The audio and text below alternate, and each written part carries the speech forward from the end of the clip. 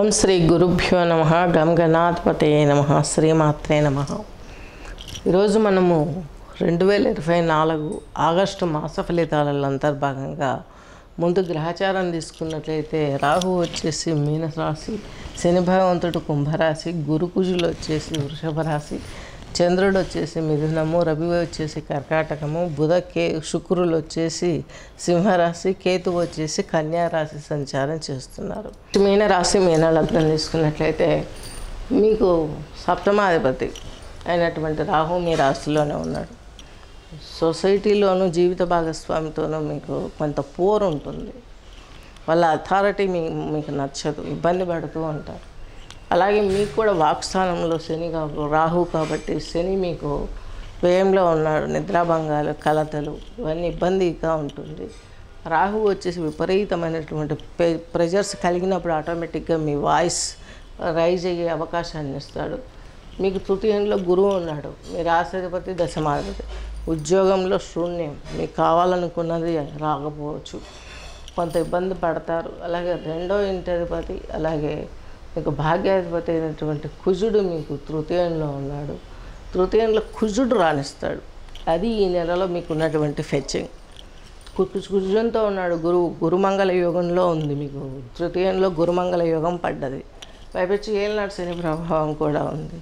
వ్యయం పైన మీ రాశి పైన ఇక్కడ మీ రెండో ఇంటి పైన శని ప్రభావం ఉంటుంది. సో కుటుంబంలో ఎటు తిరిగి ప్రాబ్లమ్స్ ఉంటాయి.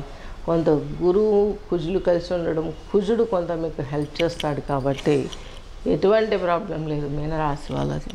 ఏ విషయాలలో, ఉద్యోగ స్థానంలో, మెడికల్ డిపార్ట్మెంట్లలో వర్క్ చేసేవారికి, పెద్ద పెద్ద డాక్టర్ కోర్సులు చేసేవారికి, ఆయుర్వేదం డాక్టర్స్కి, అలాగే ఏదైనా సంతానం కోసం ప్రయత్నించే వారికి, చాలా వరకు సుబ్రహ్మణ్య స్వామి పట్టు లేక ఇబ్బంది పడేవారికి, వీరందరికీ కూడాను సుబ్రహ్మణ్య స్వామి ఆరాధనలు చేసుకోవడం చాలా మంచి ఫలితాలు వస్తుంది.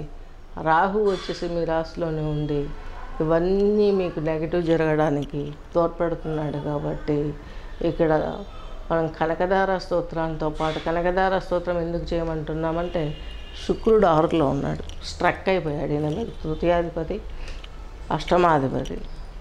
ఈయన వచ్చేసి మీకు 6లో ఉన్నాడు. ఎందుకు ఈ థ్రోట్ అలాగే చిన్న పుట్టకు సంబంధించినటువంటి అనారోగ్య సమస్యలు ఇస్తాడు. ఈ సమస్యల నుంచి బయటపడాలంటే మీరు శుక్రునికి పూజ చేసుకోవాలి. అలాగే గురువుకు మీ రాశాధిపతి, మీ దశమాధిపతి అయినటువంటి మీనరాశికి ఈయన పోయి తృతీయంలో ఉన్నాడు. మీకు దక్షిణామూర్తి శ్లోకాలు పారాయణ చేసుకోవడం, చరిత్ర పారాయణ చేయటం ఇవన్నీ మంచిని కలగజేసే విషయాలు. కుజుడు మీకు చెప్పాం కదా భాగ్యాధిపతి, అలాగే రెండో ఇంటర్వ్యూ తండ్రికి మీకు కొన్ని మంచి బాండింగ్ ఏర్పడే అవకాశం ఈ పీరియడ్లో ఉంది. ఈ బాండింగ్ డీవియేట్ అవ్వకుండా చేసుకోవాల్సినటువంటి బుద్ధి మీపైన కలిగి ఉంటుంది. చంద్రుడు వచ్చేసి మీకు పంచమాధిపతి చతుర్థంలో ఉన్నాడు. ఇది కూడా నెగిటివ్నే. మీకు ఎడ్యుకేషన్, వివాహం విషయాలు కలిసి రాకపోవచ్చు. జల సంబంధమైనటువంటి వృత్తులలో మధ్యలో గ్యాప్స్ వచ్చే అవకాశం ఉంది. అట్ ద సేమ్ టైం మీకు చతుర్థాధిపతి సప్తమాధిపతి అయినటువంటి బుధుడు మీకు వచ్చేసి శిస్తులో ఉన్నాడు. బుధుడు శిస్తులో మీకు వక్రించి ఉన్నాడు. వక్రించి ఈయన 5 సింహానికి వెళ్తాడు, 5వ తేదీ వక్రించి. మరలా 22వ తేదీ వక్రించి కర్కాటకంలోనే ఉంటాడు. 5వ తేదీ కాకుండా మనకి కర్కాటక రాశి 5 దాటినప్పటి నుంచి కూడా చక్కగానే మనకి మంచి ఫలితాలను ఇవ్వటానికి వస్తారు.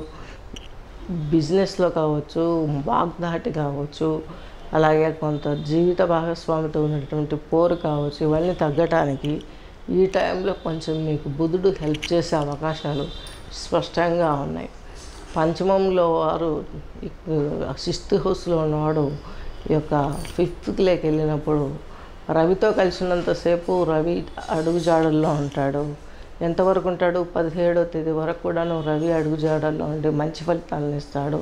ఇక్కడ మరలా బుధుడు సింగల్ అయినప్పుడు, వక్రించినప్పుడు ఒక విధానం నెగటివ్.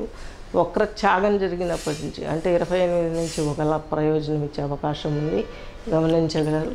మీకు వచ్చేసి కేతు సప్తమం, అది వైరాగ్య భావం. టోటల్గా తీసుకున్నట్లయితే సాఫ్ట్వేర్ రంగం వారికి, కళాకారులకి, అలాగే వైద్య రంగంలో ఉన్న వారికి, గురు శుశ్రూష చేసేవారికి, అంటే మనకు ఇప్పుడు తీసుకున్నాం అనుకోండి గురుకుల పాఠశాలలు, ఇందులో జాబ్ చేసేవారికైనా, ఇలాంటి వృత్తులలో ఉన్నవారికైనా, ఇందులో గురువుకు అమితమైనటువంటి ఒబీడియంట్గా ఉండి ఈయన ఉద్యోగం చేయటం మూలంగా మనం అంటే గురు శుశ్రూష చేస్తూ అక్కడ నేర్చుకోవడం, అక్కడ సేవ చేయడం, ఇవన్నీ చేయడం మూలంగా ఈ నెగటివ్ పడకుండా ఉంటుంది. ఇప్పుడు మనకు ఆశ్రమాలు అంటూ ఏమీ లేవు, పెద్దగా చెప్పుకునే గురువులు కూడా ఎవరు లేరు కాబట్టి స్పిరిచువల్ గురువు సైడ్ మోటివేట్ అవ్వండి. సాయిబాబా కావచ్చు, రమణ మహర్షులు కావచ్చు, మనకు స్పిరిచువల్ గురువులు చాలామంది ఉన్నారు. ప్రాథమికంగా ప్రత్యక్ష దైవం ఒకవైపు, ప్రత్యక్ష గురువు ఒక సైడ్, స్పిరిచువల్ గురువు ఒక సైడ్ పెట్టుకున్నామంటే స్పిరిచువల్ గైడ్ నుంచి వచ్చే గురువు ద్వారా వచ్చే గైడ్ లైన్స్ చాలా డెప్త్గా ఉంటాయి, చాలా ఇంట్రెస్టింగ్గా ఉంటాయి. వాటి ద్వారా ఫలితాలు కూడా మనం ఎక్స్పెక్ట్ చేసినట్టు ఇవ్వగలుగుతారు. ఇది గమనించండి. స్వస్తి.